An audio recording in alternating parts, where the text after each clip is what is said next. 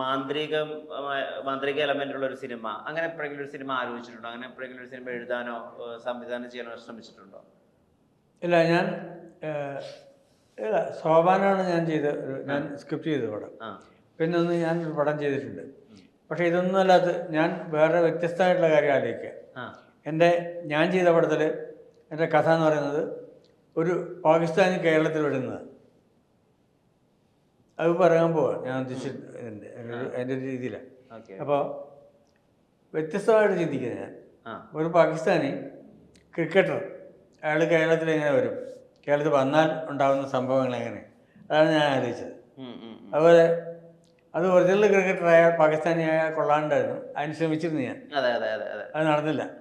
പക്ഷേ പിന്നെ ഞാൻ ഒരു പാകിസ്ഥാനി പിന്നെ ഒരു ജെൻഡർ ഇതിലുള്ള ഒരാൾ പിന്നെ ഞാൻ ഇവിടുന്ന് ലണ്ടനിൽ നിന്ന് കൊടുത്തു, അങ്ങനെ അഭിനയിച്ചത്.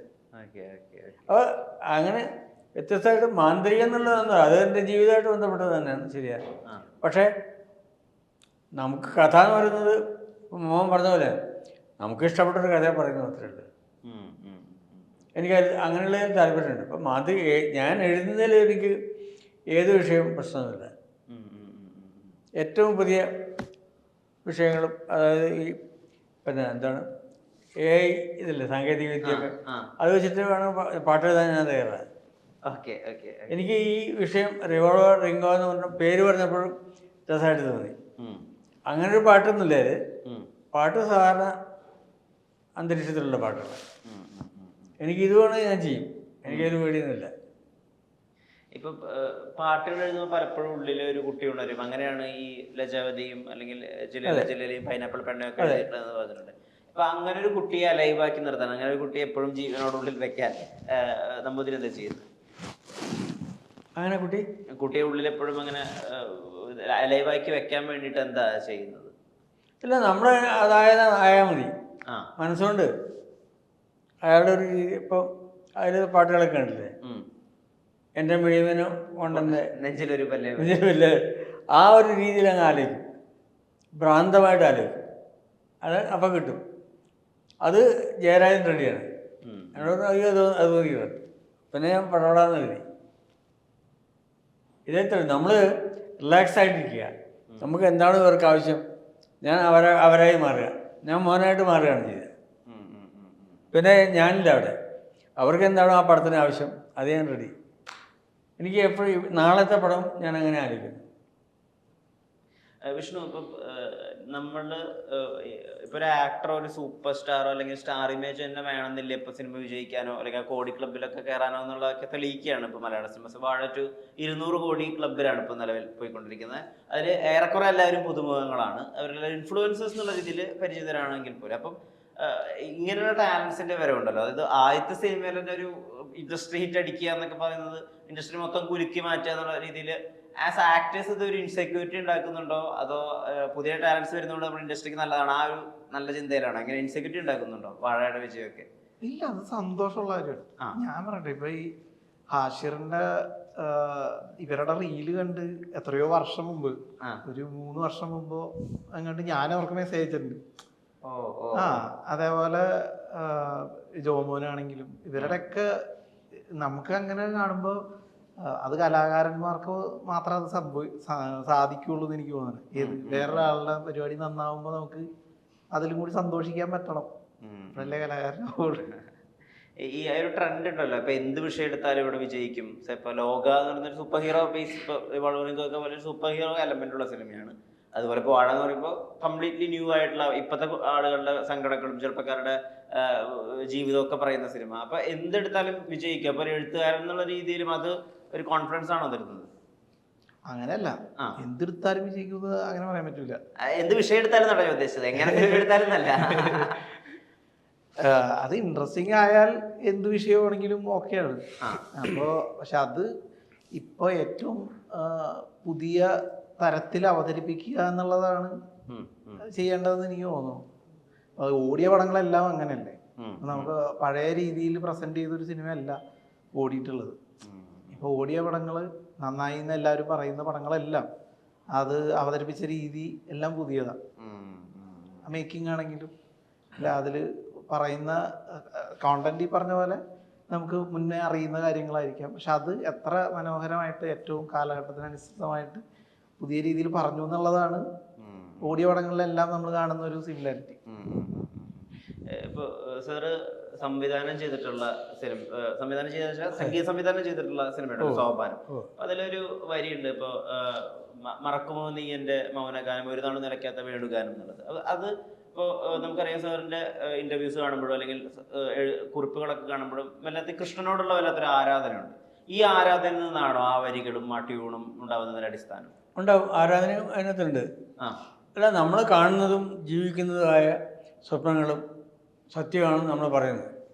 എന്തായാലും അതേ പറയാൻ പറ്റുള്ളൂ. പിന്നെ ഒന്ന് ഞാൻ ഉദ്ദേശിക്കുന്നത്, അടുത്ത തലമുറയെ, നമ്മൾ ഇത് കാണുന്ന തലമുറയെ ഒരടിയെങ്കിലും മുമ്പോട്ട് കൊണ്ടുപോകാൻ പറ്റുന്നതായിരിക്കണം. അത് ഞാൻ ആലോചിക്കണം. ഒരു അപ്ഗ്രേഡ് ഉണ്ടാവണം. ഉണ്ടാവണം, അല്ലെങ്കിൽ നമ്മൾ ചെയ്തൊരു അർത്ഥമില്ല. അതെനിക്ക് ആഗ്രഹമുണ്ട്. അതേപോലെ നമ്മളും അതുപോലെ അപ്ഡേറ്റ് ആവണം. പിന്നെ ഒന്ന്, നമ്മുടെ ഒരു ജീവിത സങ്കല്പം സത്യസന്ധമായിരിക്കണം.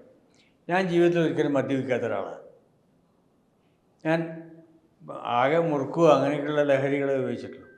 അതൊക്കെ 40-50 വർഷം മുമ്പ് നിർത്തി. പിന്നെ ജീവിതത്തിൽ ഒരിക്കലും ഒരു പോലീസ് കേസിൽ ഞാൻ പെട്ടിട്ടില്ല. ഒരു കൃത്രിമത്വത്തിലും ഞാൻ ഒരു കേസിലും പെട്ടിട്ടില്ല. ഒരാളോടും ശിക്ഷിക്കപ്പെടുന്ന ഒരു കേസിൽ ഞാൻ ഉണ്ടായിട്ടില്ല. അതൊക്കെ എൻ്റെ ലക്ഷ്യമാണ്. ഞാനത് അങ്ങനെ ആയിരിക്കണം. കാരണം എൻ്റെ മക്കൾ എന്നെ കാണുമ്പോൾ അതാണ് എന്നെയാണ് പഠിക്കേണ്ടത്. ഞാനിങ്ങനെ തോന്നിയ പോലെ ജീവിക്കുകയും തോന്നിയ പോലെ നടക്കുകയും എന്തെങ്കിലുമൊക്കെ പറയുകയും ചെയ്തിട്ട് കാര്യമൊന്നുമില്ല. എനിക്കൊരു ലക്ഷ്യമുണ്ട്. അതേപോലെ എൻ്റെ വാക്കുകൾക്ക് ലക്ഷ്യമുണ്ട്, എൻ്റെ ഗാനങ്ങൾക്ക് ലക്ഷ്യമുണ്ട്. തീർച്ചയായിട്ടും ഒരടിയിലും മനുഷ്യനെ ഉയർത്തുന്നതായിരിക്കണം. ലജ്ജാവതിയിൽ പോലും പിന്നോട്ടടിക്കുന്ന സാധനങ്ങളൊന്നുമില്ല. ഗ്രാമത്തെ പറ്റി പറഞ്ഞിട്ടേ ഉള്ളൂ. ഒരുത്തനെ തള്ളി കിണറ്റിലിടുന്നൊരു സാധനമില്ല, ഒരുത്തനെ മുമ്പോട്ട് കൊടുക്കുന്നേ ഉള്ളൂ. അതാണ് ഞാൻ ഉദ്ദേശിക്കുന്നത്. അങ്ങനെ വേണമെന്നാണ് ഞാൻ ആലോചിക്കുന്നത്. സമൂഹത്തിനെ സ്നേഹം കൊണ്ട് ഒരടിയെങ്കിലും മുമ്പോട്ട് കൊണ്ട് നടത്താൻ പറ്റുന്ന കാര്യങ്ങൾ ആയിരിക്കണം. ഇപ്പം മക്കളുടെ പടങ്ങളായാലും ഏത് പടങ്ങളായാലും പാട്ടിലായാലും ഒക്കെ അത് വേണമെന്നാണ് ഞാൻ ആഗ്രഹിക്കുന്നത്. സാർ, ഇപ്പോൾ ഈ വാക്കുകളുടെ പ്രാധാന്യത്തെ പറ്റി പറയുമ്പോഴും, ഇപ്പോൾ സാർ ഉപയോഗിക്കുന്ന വാക്കുകളെ പറ്റിയൊക്കെ വളരെ ശ്രദ്ധാലുവാണെന്നൊക്കെ പറയുമ്പോഴും, ഇപ്പോൾ കഴിഞ്ഞ കുറച്ച് വർഷങ്ങളായിട്ട് കൊടുത്ത അഭിമുഖങ്ങളിലൊക്കെ തന്നെ ഈ പൃഥ്വിരാജിനെ പറ്റിയിട്ടുള്ള പരാമർശം ഉണ്ടായിരുന്നു. പൃഥ്വിരാജിന് ഗുരുത്തക്കേട് കാണിച്ചു എന്നുള്ള രീതിയിൽ. അപ്പൊ അത് അദ്ദേഹത്തിന് വേദനയാവുമെന്നോ, അല്ലെങ്കിൽ ആ സത്യം ഞാൻ ഇത്രയും തുറന്ന് പറയേണ്ടതുണ്ടോ, അപ്പോൾ ഈ സത്യം അങ്ങനെ പറയേണ്ടതുണ്ടോ, അങ്ങനെ വീണ്ടുവച്ചാൽ എപ്പോഴെങ്കിലും ഉണ്ടായിട്ടുണ്ടോ? ഞാനൊന്നും ഭയപ്പെടേണ്ട കാര്യമൊന്നുമില്ല. അവർ തിരിച്ചറിയും. ഞാൻ പിന്നെ അതേ സമയത്ത് തന്നെ ഇപ്പോൾ ഇദ്ദേഹത്തിൻ്റെ പടം പുതിയ പടം ഞാനാണ് പാട്ട് ചെയ്തത്. ഞാൻ അങ്ങോട്ട് വിളിച്ചിട്ടൊന്നുമില്ല. അവരൊക്കെ എന്നെ വിളിച്ചിട്ടുണ്ട്. അല്ല, ഇയാൾ പൃഥ്വിരാജിനെ വിളിച്ചിട്ടില്ല. പക്ഷെ പൃഥ്വിരാജിനെ അറിയാം, അല്ലെങ്കിൽ എന്നെ വിളിക്കില്ലല്ലോ. അതെ അതെ അതെ. ഇപ്പോൾ ഖലീഫ എന്ന പടത്തിൽ ഞാൻ എഴുതുന്നത് ചെയ്തു. ഒരു പാട്ട് ചെയ്ത് കഴിഞ്ഞു. ദിലീപ് എന്നെ ഇങ്ങോട്ട് വിളിച്ചു. ഞാൻ അതിനുശേഷം തിരുമേനി ഞാൻ അങ്ങനെ ഒന്നും ആലോചിച്ചിട്ടില്ല. ഓക്കെ മോനെ, നീ അങ്ങനെ ആലോചിച്ചിട്ട് എനിക്കൊന്നുമില്ലായിരുന്നു, എനിക്ക് ഒരു പ്രശ്നമില്ലായിരുന്നു. അത്രയേ ഉള്ളൂ. ഇതൊന്നും വല്ലാതെ ജീവിതം മുഴുവൻ കൊണ്ടു നടക്കുന്ന വിരോധം ആരോടുമില്ല, ആരോടുണ്ടാവരുത്. അപ്പൊ ഇപ്പൊ അങ്ങനെ ഒരു വിരോധമുള്ളത് പറഞ്ഞു, അപ്പൊ അവരത് ക്ഷമ തിരിച്ചു പറഞ്ഞു, അപ്പൊ അത് അവസാനിക്കും. ഇത് കഴിഞ്ഞു. പിന്നല്ലാതെ വേറെ ഒരു പ്രശ്നമില്ല. എൻ്റെ മനസ്സിൽ ഇങ്ങനെ കൽമഷം വെച്ചോണ്ട് നടക്കാൻ പറ്റില്ല. എനിക്ക് ഒരാളും എനിക്ക് വിരോധമില്ല, സ്നേഹം മാത്രമേ ഉള്ളൂ. ഇവരൊക്കെ താൽക്കാലികമായിട്ട് എന്തെങ്കിലും സന്ദർഭം കൊണ്ട് നടന്നിട്ടിരിക്കും. പക്ഷെ അത് അവർക്ക് മനസ്സിലായാൽ മതി, അല്ലാതെ എനിക്ക് മനസ്സിലാവണ്ട. എനിക്കറിയാം, ഒരാളോട് ഞാൻ അങ്ങോട്ട് വിളിച്ച് പറഞ്ഞിട്ടുമില്ല, എന്നോട് ഇങ്ങോട്ട് പറഞ്ഞിട്ടുണ്ട്. ഖലീഫ ഞാനായിരുന്നു അവർക്ക് പാട്ട് ചെയ്ത് കഴിഞ്ഞു. അതൊന്നുമില്ല അവനെ. നമ്മൾ സ്നേഹമായിട്ട് കഴിയത്രേ ഉള്ളൂ. നമ്മൾ ഒരേ കുടുംബത്തിൽ കഴിയുന്ന ആൾക്കാർ. ഒരെണ്ണം കഴിഞ്ഞ് എന്തെങ്കിലും അഭിപ്രായ വ്യത്യാസം അതും പറഞ്ഞു പോയതാ. ഞാൻ മനഃപൂർവ്വം ഇങ്ങനെ പറയണമെന്ന് ഉദ്ദേശിച്ചൊന്നുമില്ല. ഇങ്ങനെ വർത്തമാനം പറഞ്ഞപ്പോൾ പറഞ്ഞു പോയി അത്രേ ഉള്ളൂ. അത്രേ ഉള്ളൂ. അല്ലാതെ അയാളുടെ ഒരു വിരോധം എനിക്കില്ല. സ്നേഹം മാത്രം നിലനിൽക്കും. അത്രേ ഉള്ളൂ. ഒരിക്കലും ഇല്ല, ആരോടില്ല. ബ്യൂട്ടിഫുൾ. അങ്ങനെ ആയിരിക്കണം. സന്തോഷമുണ്ട്. പിന്നെ നമ്മളെ നോക്കിയിട്ടില്ലേ പഠിക്കുന്ന അടുത്ത തലമുറ. അതെ.